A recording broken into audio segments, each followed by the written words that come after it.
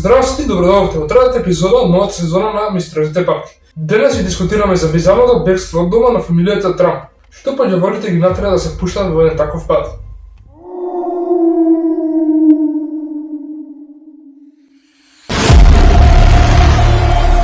На 29 август 2016 година во Сиднеј на Австралија, 51 годишниот Марк Трамп и 53 годишната Джекоба Трамп, заедно со нивните три деца, 29 годишната Ријана, 25 годишниот Мичел и 22 годишната Ела, необјаснимо избегале својата фарма. Ова чудно семејно патување беше започнато во потрагата на семејството, што ќе го привлече вниманието на австралијанските медии. Инспекторот во локалната полиција го нарече ова најбизарниот случај што сум го видел во последните 30 години, бидејќи официјалните лица беа збунети зашто семејството Трамп едноставно избегало од својот дом. Навидум здравите и стабилни Марк и Джекоба Трамп водеа бизнис на фармата за бобинки, каде што сите нивни деца работеа со нив. Подоцна, кога полицијата го истражуваа нивниот дом, го нашла следново: мобилни телефони, пасоши и кредитни картички. Се чини дека на патувањето беше понесена само готовина. Семејството замина со теренецот Пежо на 22 годишната Ела. Возеа првиот ден и ноќ додека не стигнаа до Бетхрст, на околу 500 милји од далечината од нивниот дом во Силва. За разлика од остатокот на неговото семејство, 25 годишниот Мичел го донесе својот телефон со себе. Сепак околу 19 милји во нивното патување во близина на Варбертон, неговите родители го принудиле да го фрли телефонот низ прозорец, бидејќи биле убедени дека тој се користи за нивно следење. Следниот ден, во вторник, 30 август, Мичел го напушти семејството околу 7 часот наутро. Семејството подоцна се упатило од Бетхрст кон пештерите Дженован истиот вторник. Потоа Ријана и Ела избегале од другите и украле автомобил. Овој автомобил го возеле до Голдберг, каде ги пријавиле нивните родители за исчезнати, но оттаму Ела и Ријана повторно се разделили. Ријана Трамп била пронајдена во задниот дел на камион на Кит Виталер, кој застана докато почувствува удар. Витекер повикал полиција. Ријана била кататонична и не го знаела своето име или локација. Ела Трамп се врати дома во вторник од вечерта, а полицијата веќе беше таму. Кога полицијата почна да го истражува нивниот дом, местото беше откучено и имаше неред. Според Дели Телеграф, полицијата пронашла докази дека Трамп барале низ документите од финансиските податоци на нивните фарми непосредно пред да заминат. Имаше неколку купишта документи низ домот, вклучувајќи и пасоши и кредитни картички на секој член на семејството. Како што беше споменато претходно. Еден полицај што бил на увид рекол, цитирам: "Се беше превртено, се гледаше дека барале нешто специфично." Еден ден подоцна, Мичел Трамп, првиот член на фамилијата Трамп што се отргна на семејството, пристигна дома со воз. Во меѓувреме неговите родители Марк и Джекоба Трамп се возеа до Вангарата, исто така се разделија.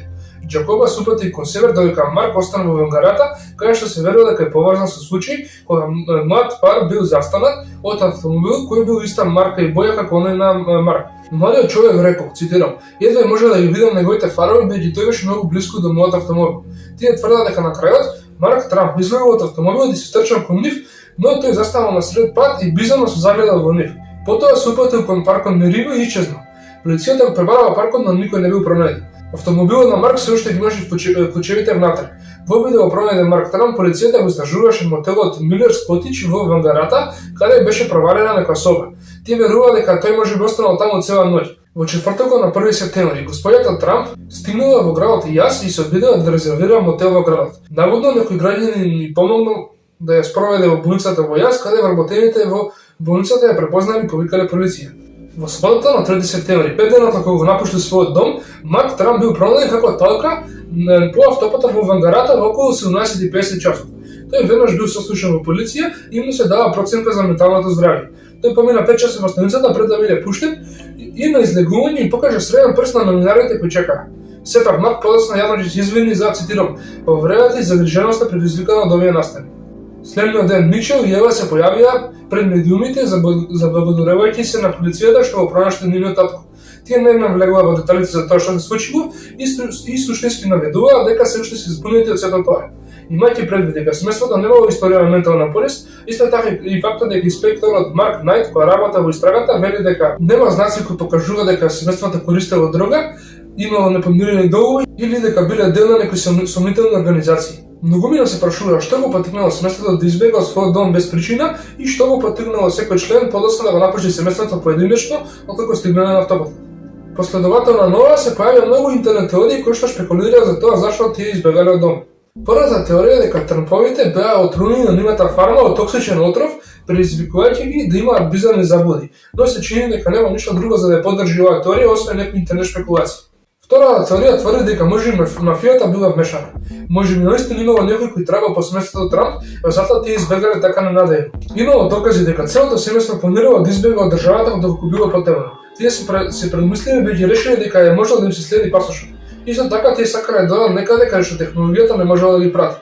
Кредитните картички и предметите што можела да се следат биле оставени дома и ако се сеќавате, еден службеник забележал дека, цитирам, барале нешто специфично во тие документи.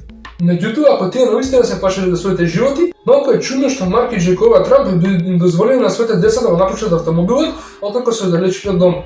Третата теорија потенцираше дека семејството колективно страдаеше од психотична девузија наречена фолија адо. Тоа е ретка психолошка состојба која може да влијае на блиските семејства.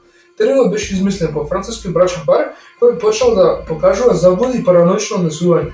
Парот верува дека нивниот дом бил цел на луѓе кои сакале да влезат внатре да шитат прашини и вулканици низ нивниот дом додека ги носеле нивните чевли. Иако докторите не беа сигурни кој прв кој започнал делузионалното однесување, беше јасно дека тие меѓусебно ја зајакнуваа паранојата.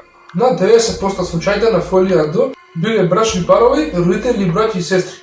Медиумското покривање подоцна открие дека Джакоба и Марк Трамп покажале големени знаци на ментален стрес. Наводно едно од нив верува дека некој сакал да ги ограби и да ги убие. На прашањето што било тоа што го предизвикало бегството, Ела изјавила, цитирам: "Тоа е многу збунувачки. Се чувствувам се уште збунето. Мислам дека нашата состојба не беше на вистинското место и не можам да се сетам на ниједна причина за тоа. Навистина е бизарно."